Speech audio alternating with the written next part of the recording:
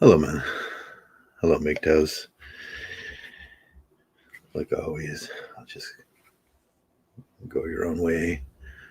Go your own way. All your Simpsons from the past are forgiven. It's a new world in mgtow. And that's what we're going to talk about, some mgtow topics today. And hopefully the mgtow.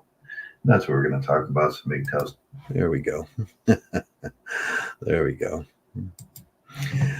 So we'll talk about mgtow. Let me get over to my YouTube. Well, it's just a small delay and I won't fret with it. Sometimes I just put the YouTube page up because there's no delay on it. On the other page, it's a delay, but I can see. So it doesn't really matter. Today, we're going to talk about choices of solitude in mgtow. We all make those choices of solitude in mgtow. Let me get these off. Oh, yeah, that's better. I can see better with those off. Short distance.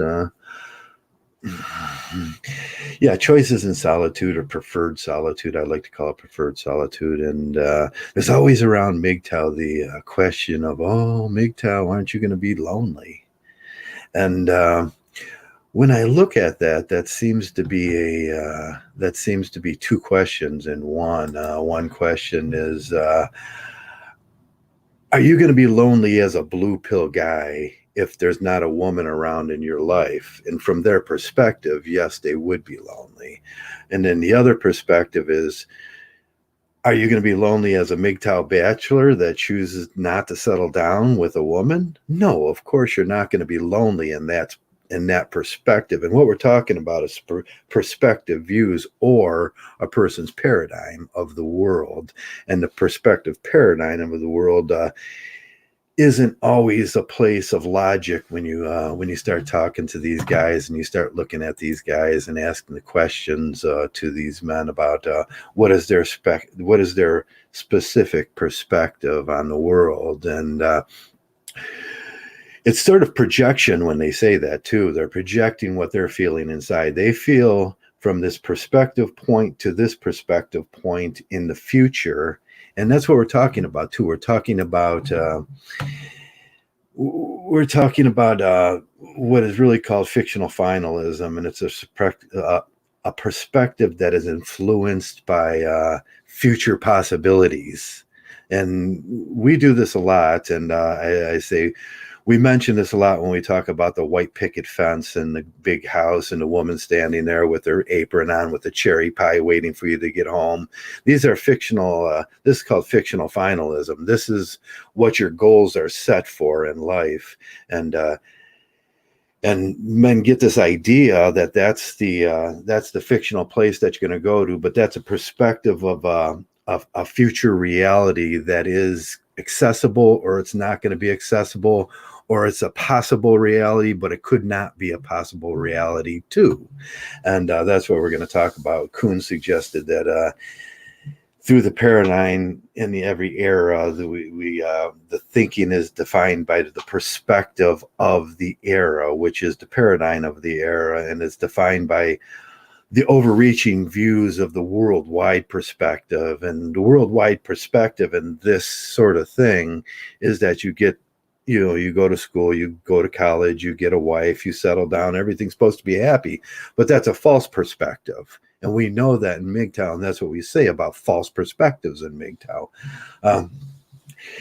There also comes in a lot of fallacious thinking when we start doing this fallacious thinking. It's placing happiness on something that's conditional. That thing out there in that pinpoint view that you're looking out over time is conditional. It's due to a point in time that you might get there or you might not get there, and it's conditional to a lot of things in life. And it's not really. I think Adler would call this underneath. It's a scheme of it's a schema of apperception. That's APPERCA. It's one word, apperception. Experiences are interpreted before they are accepted. You interpret those things.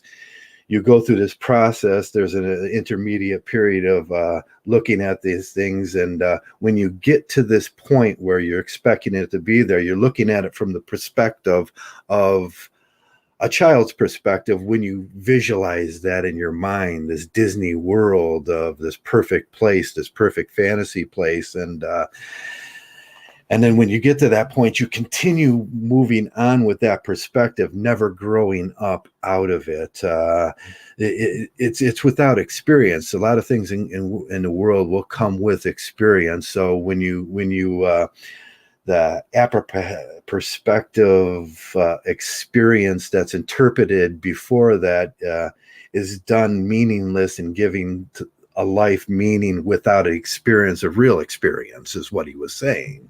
And I know that gets all clouded and it gets all too much to take in. And mgtow kind of defines that down to living in that Disney fantasy world of Disney and Pixar, where you look at these TV shows and you look at all this stuff and you want to be Fred McMurray coming home to this perfect wife, and there's Disney and there's Christmas trees and children running around and everything. And as a young man, you start building that perspective out, and you pinpoint that place where you want to be at this time, and it all becomes fantasy fiction land from there on out. You got one goal in life. And with Adler, we talk about a lot of goals. We talk about moving forward from one goal to the next goal and next goal as men, and we realize that some goals we're going to fail at, some goals we're going to succeed at, some goals we're going to flounder around on. But what we're going to learn with these certain perspectives out to the next goal, and they all should be short-term goals. If something takes more than a year or two to develop, I think you should start looking for a new goal. And that's with jobs, with success, with projects you're working on, things that may develop into, and that's what we're talking about, apperception, APPR. And you're looking at those future goals in a perspective point, but there is a certain fantasy, a fallacy, and that it's I'm not sure what the fallacy is called, but it's the fallacy of perception. You're putting a point from one point to the next, and there's two fantasy fiction things, and you're expecting these things to happen non-conditionally. Like it doesn't happen in the real world. Like things are going to just line up. If you think hard enough about them, you're going to make them happen. And it doesn't work that way in the real world. But from this perspective, from the blue pill's perspective, he's going, are you going to be lonely if you don't have a female out in this distance? It's like staring off into the middle distance. And it's like putting things in that middle distance that you want in there that are not quite reality. And that's what I like to get at. From a mgtow's perspective, it's easy. No, there's going to be no woman here. I have to find my own happiness. I have to do things that will fulfill that happiness. I have to do the work on me that's going to fulfill the happiness that I need. And I do that every day. There's my bikes. I build electric bikes now. I love them. It's becoming more than a passion now. It's becoming more than just a hobby. I'm thinking seriously about applying for some loans and some grants from the park systems to put these things in. I'm thinking seriously about making it a business. I've learned a whole lot about them. I can build them. I can do anything. I'm an electrician anyway, so I understand what makes them tick, and I'm a millwright too, so it just kind of lines up with things I like to do. And in my old age, it's an accessible goal, and I can see it's an accessible goal. That is very easy. I'm going to sell one next week or something, and get the parts for two more. Things like that. I'm thinking like a businessman. I'm thinking like a mgtow. I'm thinking I have my one that I like now, that I built it. I built it perfectly the way I want it, with perfectly everything on it that I wanted. And that was in line with them goals that I have, because if there was a woman or a female here, and like I said, what would I have to give up for those things? What would I have to generally give up? Would there be two bikes laying in my living room? You guys know that's not going to be true. would there be a new pair of shoes that interrupted that? Was there going to be some meals that interrupted that? Was there going to be time to do that? And that's the things that we talk about when we talk about, we balance these things out as MGTOWs. We say, oh, you know what? If I do this, then I can't have this. And what makes me happier? And when that's what we're talking about, loneliness is it's a subjective word. What makes you lonely? Lonely would be, I didn't look up the actual definition from it, but lonely for most people would be nothing to do. Well, I have something to do. The inability or the inaccessibility of something to do. You don't have the financial needs to meet that. MGTOW takes care of those financial needs to meet that. Them goals or those hobbies that you have. So those things are fulfilled. Can I be possibly lonely without another person around? Well, MGTOW teaches us about that. We do our introspections. We look down. We get comfortable with ourselves. I'm okay within this skin. There doesn't have to be another person around to validate me because I've all grown up. I grew up through this stuff. There's no, I don't need other people around. Most of the time, what I'm talking about is the choice of solitude, the preferred choice of solitude, not the preferred choice of having someone around just because I consider there's an outside perspective of a time distant from now that's conditional, that I might even not make it to have a woman at that point to do what? Yell at me all day? And they'll go, well, you're going to need your clothes. No, I'm never going to need my clothes changed. On a day that I wouldn't need to have someone dress me, would the day that I would click this channel off and say goodbye to everybody and say, I'm passing through. MGTOWs and bachelors, we think that way. We think a little bit different. We're not so fearful of all those metaphysical things in life. We deal with them a lot in our MGTOW, with the logic that we perform every single day when we think about these things, when we dissect these problems, when we look out over the empty distance out there and it seems everything's okay. I'm not putting fantasy fiction things in my backyard, I'm not looking at the world in a way that the world doesn't really work. I look at it in reality, the theory of reality in Joe's life and how these things really work. These things help us through our life and put us on a point where most MGTOW men around my age that I meet are super happy guys. We can look at whiskey. We can look at some of the guys I hang around with. I won't share their ages or anything in MGTOW, and they're generally all in their mid-50s. We can look at MV. I think he is married, so we can eliminate him from that process. But we can look at most of the guys, even the guys like Human, that's up a little in the age and everything. Does he look unhappy? Is there a day when I come on here and I look unhappy?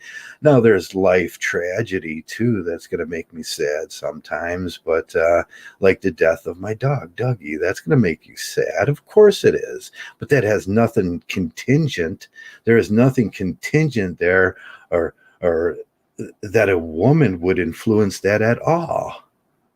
You would feel the same if there was that in your life. So the meaningless of that, there's my fly buddy again. The meaningless of that is it just comes to fruition with me. It says, well, if Dougie died and there was a woman there, would that make the pain less? No, of course not. If the people in the world started fighting around me, would that make the pain less? Would that make the shock? No, if you had $20 in your pocket, would that make it? Not that she might not want to take it. Would that make that $20 worth more? No, it wouldn't. It doesn't influence nothing on my life, nothing objective in my life or nothing observable in my life except for her decisions would influence my life. And that's something I can't tolerate. I can't tolerate people in my life changing where I have things, switching my soap, my my bottle of orange pumice soap that I keep, and then I wash my hands with it, and I like the way it smells, and it gets all that oil and dirt off of my hands. I like that.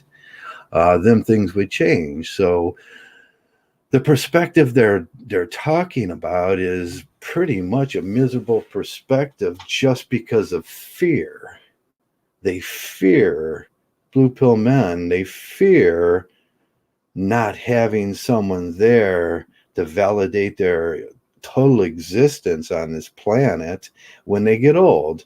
And that's a perspective view, and that's an opinion view. And we have to start asking about, are those guys sane? Is there some mental health issues with the blue pill world and this absurd world we live in that we have to? I think the mgtow is more sane than anybody else. I mean, at least they look at.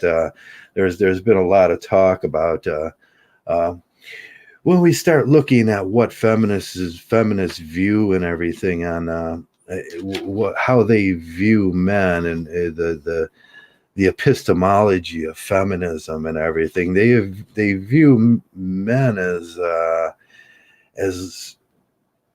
we provide this rational thing to the world that they can't see, and that's one of the things that bothers them, that we believe that we are. But all in all, they're emotional creatures and we're rational creatures, and that's what we do. But what bothers them is very natural in this world, that we rationally think about things in the perspective of reality, not the perspective of fantasy fiction world, or what Adler would call fictional finalism. And that's the correct word for when we look at the white picket fence out there in the distance that you got your eye on, that she's going to be standing there with that cherry pie, like, hey baby, you're the greatest thing in the whole world. I'm glad you're home.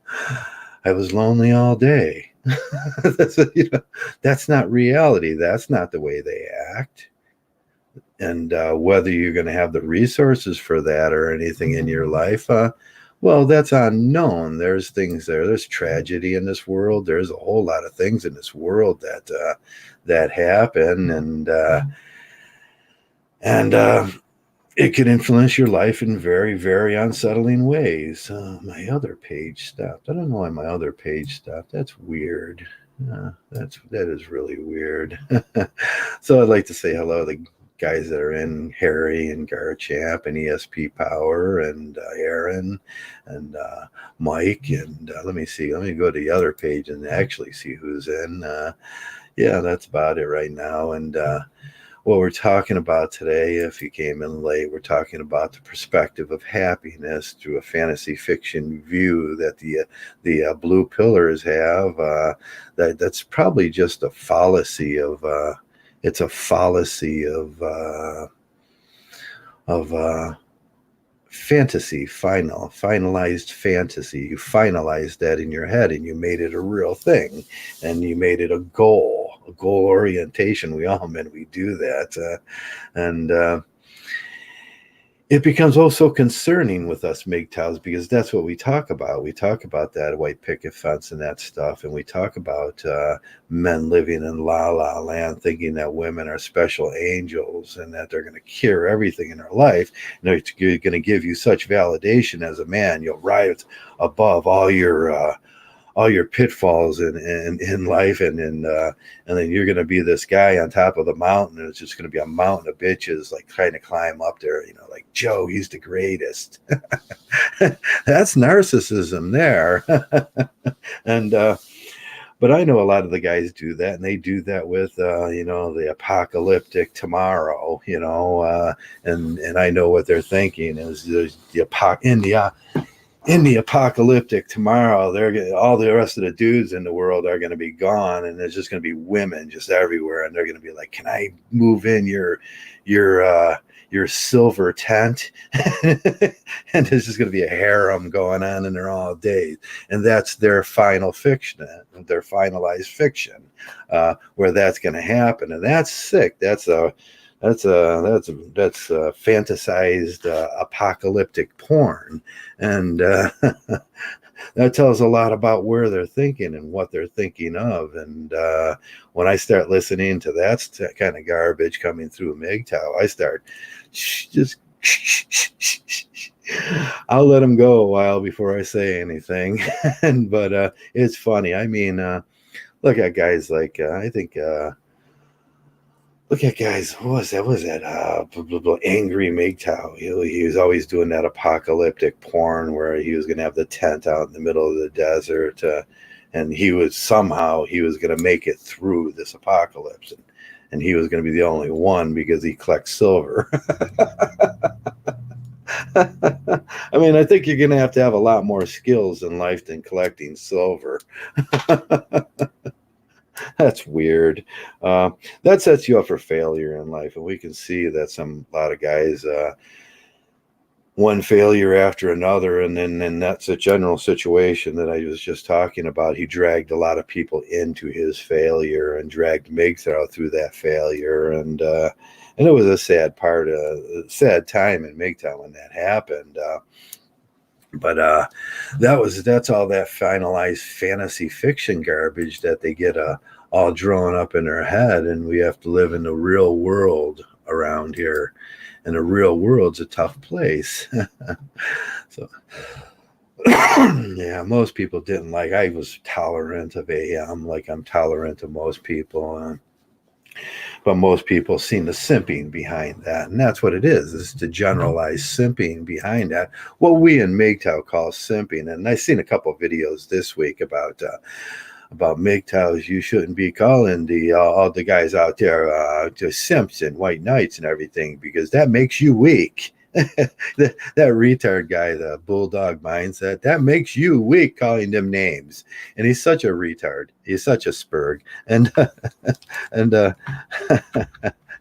it just makes me laugh. But that's where their mind goes. Their mind go into absurdity, and we talk about absurdity a lot in mgtow, because generally the red pill in its fullness is about starting to spot the absurdity that goes on around you.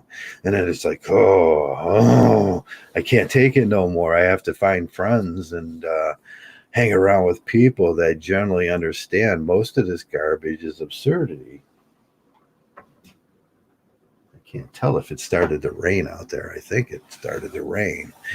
We were expecting some rainstorms, and I'm going to have to think, is everything inside? Yeah, I think everything's inside. So we were expecting some rainstorms, and it's starting to get a little blustery day. And so this week coming up is Thanksgiving. How many guys love Thanksgiving? I don't like the idea of us sitting down with the Indians after we stabbed them in the back and everything. I really like the idea of eating a whole shitload of turkey and stuffing and mashed potatoes, and then sitting down to a football game and vegetating for a few hours on the couch while I digest my abundant amount of turkey in my stomach. And that turkey's got that tryptophan in there, so it kind of puts you off a little bit. You're like, oh. And so it's one of my favorite holidays that has no really demands on me, because I usually don't cook, or if I don't have somewhere to go, I usually go up to the beef corral, and they have an all-you-can-eat turkey special day, which just gives me a little bit of a tear in my eye. It's like, all you can eat turkey at the beef corral is a beautiful thing, and it's the one holiday that's just based on purging. It's like you're going to break some of those Christian laws by enjoying your holiday. So that's coming up this week, and I'm going to enjoy that. It's probably going to be quite a festival around the neighborhood and everything, watching the Christians do their things and everything. We do get a lot of Christians. They'll be prancing around in their holiday go-to-meetings and their pretty little dresses and their white shoes and all that stuff. So it's always an interesting week around these holiday seasons coming up again, and it just seemed like it came up too fast.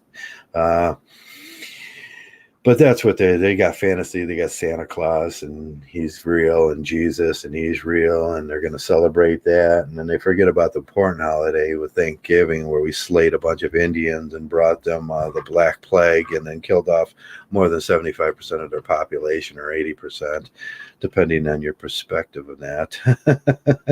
And then we celebrate it every year in Thanksgiving feast. But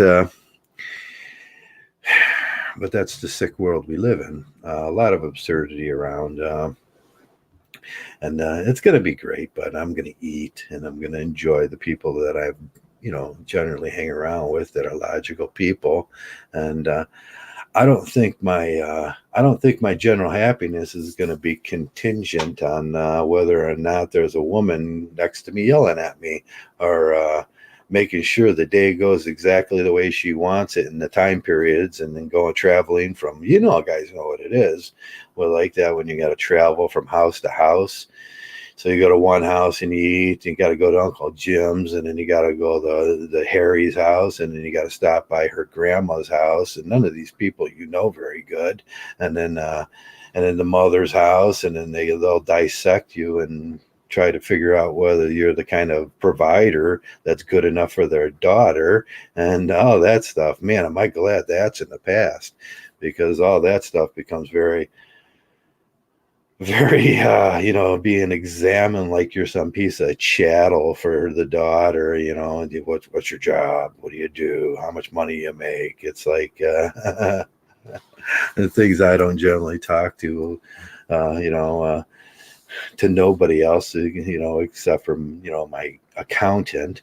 But but that's what happens most of the time for most of the blue pill guys around there. And I'll sit out on my porch here for a while, and I'll watch them carrying stuff out. There's houses all up and down here, so I watch them carrying stuff out. I'll probably ride my bike if it's not raining, and even if it is raining, I'm going to ride my bike and look around the neighborhood and watch the blue pill people doing their thing, carrying their turkeys out. People will be coming over. Those are going to, later on, there's going to be drunkenness, and some shotguns are going to go off, and there's going to be some sirens and yelling and screaming. Because there always is on a holiday weekend. And but they don't like to talk about the misery that all that causes to their beliefs. It sounds horrific. Yes, yes, it is. I think I'm pretty much packed up this Thanksgiving. The neighbors, she says she's going to run me over a plate, and she makes good plates too. It's usually 2 or 3 plates, and I'm waiting forward to that. And whatever else happens, I'm going to watch some football and crack some apple cider or something, maybe talk on the YouTube to you guys, and I can afford to do that stress free, because ain't no one here, and I ain't lonely. And man, do I enjoy my solitude. And like I said, most mgtow guys around my age, you're going to run into them all the time, and it seems almost ridiculous when one of these people, and I've seen so many of these mgtow, are you going to be lonely, mgtow, when you get older? I mean, I don't know. I mean, that's a perspective of time that's off in the future, that's contingent on a lot of things. But they think they can prognosticate into that definite future that they see for you. Now, in that is some real sick thinking. They're prognosticating into the future that they foresee for you based on their perspective of the world, and they're just really projecting their knowledge of the world out, and you're looking at them going, "Oh, you think so, huh?" I mean, that's pretty scary that you think that way, and that's pretty scary that you would have a wish that would happen to me, that I would be old and cold and lonely, laying in the snow with no woman warming me. I mean, they put you in situations too. I mean, you're old and you're infirm now, and you can't wipe your butt. What are you going to do, Joe? I mean, I mean, that's why they put you in storage areas and in hospitals that no one sees. They for the old people where you die. Uh, uh, Christ. And that's not your whole life. That may be why you're passing, or if you're a slow passer. I'm hoping on having a major cathartic from smoking and end this thing real quick. But I mean, if you're 90 and if you're hanging around too long on this thing, just suffering, that's not a pleasant end. Jesus. But for most people, it's just a thought of the future based on their experiences in life. Where did that lighter go?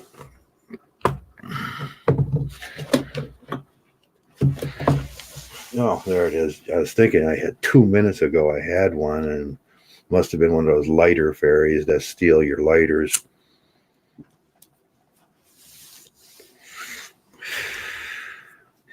I wonder if they're going to what they're going to do about my smoking now. That I put that my channel was definitely not made for children, and they should have known that because I smoke and sometimes I use obscene language, which I don't really think I did this time. I don't know if I did. I make any obscene language, or I don't think I did, but I can't wait to see how they classify me. Who's all in here? ESP, Dr. Omni. Hello, Doctor. I haven't seen Dr. Omni and Pretentious Hermit for a while. And so I think I'm back making videos now, and I'll have my own unique view on some of these problems that we're going to have to face in the mgtow community, especially philosophical problems that we can settle. Like today, we talk about the are you won't you be lonely thing. No, I'm not going to be lonely because I'm a mgtow, I'm a bachelor, plenty of hobbies, and plenty of things to do. And if and it's going to be pretty groovy, matter of fact. But that's all from their projection that they're projecting out into the world. They're going to be lonely, and that's almost sad in a way. And I say the biggest crime in life would be to die without knowing who you are, and that's what they're saying. Their whole life was validated by the quality of the female that they can bring in their life to validate their happiness, and that's a pretty sick thing. And when they're on their deathbed, I think that's the moment where most people realize that, man, I didn't do nothing in this life to make me happy, and I wasted it. I wasted it suffering for the happiness of others. And all they really had to do is look deep into their soul and make themselves happy. Each one of us are responsible for our own general happiness. It's not like it can't be obtained in America either. Yeah, I mean, there's plenty to do, plenty of places to go, plenty of things, plenty of hobbies. There's not a part that I can get on Amazon or on the internet have delivered to my house by 2 days. General shipping now, and build things. I got plenty of tools, whatever you like doing, and that's what you really got to find in this world is what you do the best in this world. That's what's truly going to make you happy. And if others, that's that incidental rolling down of the revenues, or the male revenue of utility incidentally rolls down on the world. That's what the trickle effect really is. Male male usefulness trickle effect. You might influence a lot of people in very positive ways with just what you do. I mean, there's plumbers or electricians, they do that, they like what they do, and they do that all day long, and they help people all day long. That's what we do. We run lines, we build sewage, we build houses. And if the financial banks would collapse today, there's some unique perspective out there that men would stop doing what men do. Would men stop being plumbers, electricians, lawyers, Would they stop building houses? Would they stop thriving? Would they stop building bridges? Would they stop doing what they like to do generally? Would Joe stop the financial collapse comes? Would Joe stop building electric bikes like he likes to? No, I would just find a way around that. Uh, and then that's what the true nature comes out of the male, where we put things into place and we start doing those things. We find out our mistakes, and we fix them. What if you needed a motor and you couldn't no longer get a motor? You would learn fastly about how to build a motor, and that may be an open frame motor, but you would learn very fast how to do that, and find out during the process that it's not really too hard. There's not a lot to it. But hey, that's what men do. We do these things. We build civilization. That's right. And would that generally stop? Would men stop doing what men stop doing? No, of course not. we would pick up what we were doing. That thing would start going faster. There would be more of a need. Nothing like stressors in the world to bring out the male. We'd advance. We'd evolve. We would do what men do. We'd punch our way through. And that would probably be a good thing. That would be a good thing. A new system would evolve within months, I would bet.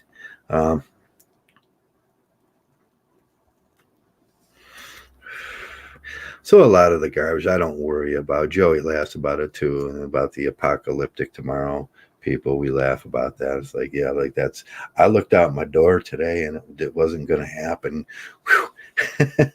Got another day with water. Oh man. But that's all fear-based and fear-driven garbage. And everybody wants us to be fearful about life. They want you to be fearful about death, which we talked about yesterday. They want you to be fearful about your future, which the blue pill people want. They inundate our psyche with this fear of being lonely when we're older, which isn't true. It's a fallacy of a point. But they want us, the churches want to be us fearful of some magic Jesus that's going to beat our asses after we die for swearing. I got a lot of punches coming. If there is that magic Jesus in the other land and he's going to beat my ass for swearing, man, that's going to suck. But that's fear-based garbage. And man, we get a lot of that as mgtows. Everybody wants us to be fearful. The simps want us to be fearful about that loneliness thing, and probably a half a dozen other things that I won't even start talking about, or else this can last all night if I start talking about those things. The Christians want us to be fearful. Our government wants us always to be fearful. Puts us in our place, makes us good little worker bees for them. We do the Jordan Peterson thing where we figure we have to suffer for everything, and there's no happiness isn't contingent on suffering. A matter of fact, that would be absurdity. That's what Camus would say. That's freaking absurdity, Jordan. Your future happiness is contingent on suffering. Jesus Christ. Just say it to yourself. And if that doesn't sound like the most absurd thing you've heard this week, I don't know, maybe you're not a mgtow. Don't be scared of peace. Yeah, peace is great. I like peace. It's all groovy and, hey, most older when I wish that, what does that say? Most older when I wish they were, wish they were lonely and forced to live an ungrateful and bitter old women every day. Yeah, you know that one, Garchamp. You know that one. We read about those stories once in a while in the paper where the old man just can't take one more minute of it. It's just And I've seen it all through my life with the adult grandparents and everything, and especially with her, with the ex-wives. I mean, they were just miserable. They were just miserable old people forcing themselves to stay together because both of them were so fearful that they would die alone. And matter of fact, they both died alone anyways. um, Christ, I know that's a lot of stress on those people, and us red pill people will be. I'm going to be pretty giddy at the end, pretty much. I was wondering what's going to happen. This is going to be so cool. It's going to be so cool. I mean, it's something I haven't done before. I shouldn't say that because every time I say that in life, I mean, I've seen everything. Something new and stupid comes along. uh, Somebody brings something new and stupid in my life. So I just wanted to come around today and talk to you, mgtows, and talk about the absurdity of life, how you're not going to be lonely as long as you take a few steps. But if you are a blue pill guy and that's how you validate your existence, I'm pretty self-assured you're going to be lonely if that's what your paradigm in life is about. And postmodernism and the 2000s, the 2020s coming up is about more about relieving yourselves of those unreasonable fears in life. I'm not going to be lonely at that age. If it was, I would be lonely already. And I don't spend a day around here sulking and crying because I'm lonely. That would be far from my character. And most of the mgtows that we're armed with tools to make ourselves happy by this time. The mgtow toolkit, and I look around and just man, I'm glad I changed. I'm glad I'm not suffering all the time. I'm glad I'm not in that turbine of windmill of unhappiness that they fling at each other and spend their lives within that God, just hating each other. And that's about it. Trev, yeah, you have no idea how you are speaking directly to me right now, Rob. Yeah. um, if you get something out of this, and it's I mean, that's what I hope for. Some people get some out of this and adjust the little things in their lives so they can. I mean, you can plan your future and everything, and it's a very plannable thing and everything, but keep it based in reality. And that's pretty much the key words: base your future in reality, and things will start working out. And you'll notice as a MGTOW that you're just a lot happier. And I wouldn't give my last 15 years for any of the years before it, and any of the years after this. And I wouldn't change a thing in my life to the decisions I made to become a MGTOW. Uh, and that's more important because I think I project a reasonable amount of experience in this life. You can tell by my rough exterior that I've seen a lot. And and most of it was that blue pill world that was heavily weighted on my back. that and that was pure 100% suffering. Um, the opposite of suffering will be happiness, and that's what MGTOW is all about. And your happiness is especially important to you. I know that doesn't make sense to them. I look out at the other half of the MGTOW guys that are the anti-MGTOWs that are fighting with us, and I just giggle and laugh and think, my God, you guys have no idea. You have no clue. Well, I mean, they have these fantasy ideas in their head that I'm just stuck inside a one room here or something, and nobody likes me in my neighborhood and I got no friends. Well, that's just not the truth.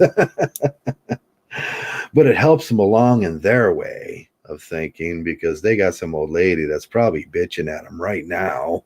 And they just got that blank. You ever see the married man blank look? He's getting yelled at. The two of them are sitting at a bar and he's got that.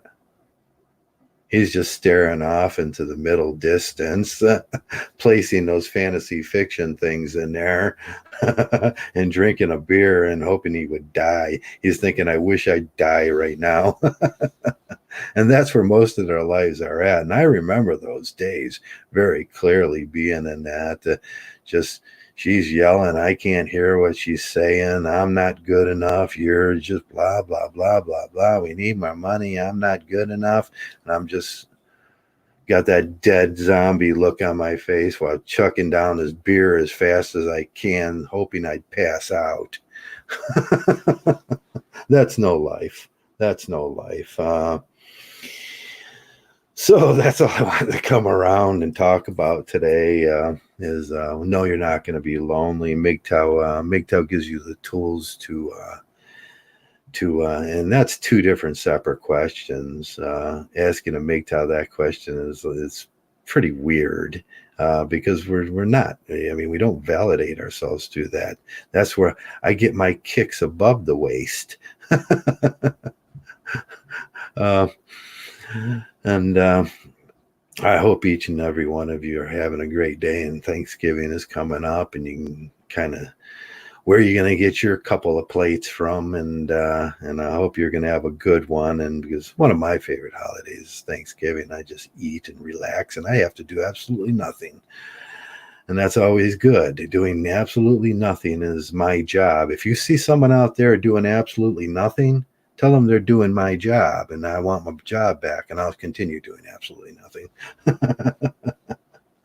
So that's all I wanted to talk about, the mgtow lifestyle and the rhetorical garbage that we get thrown at us by the blue pillars that really don't understand life and are stuck in a place that I'd rather not be. And but like crabs in a bucket, they want everybody to be there. They want everybody to enjoy a little piece of their hell.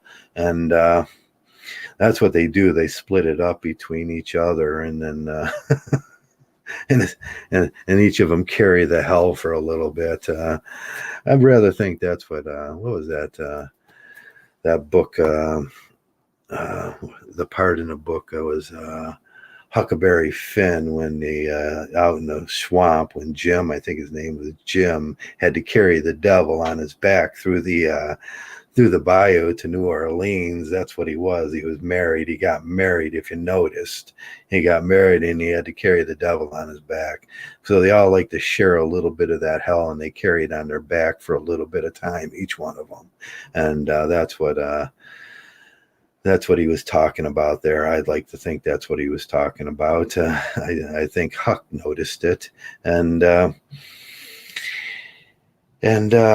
us MGTOWs are just a little bit, we're just a little bit smarter, a little bit happier, a little bit better off. What is that? That's cool.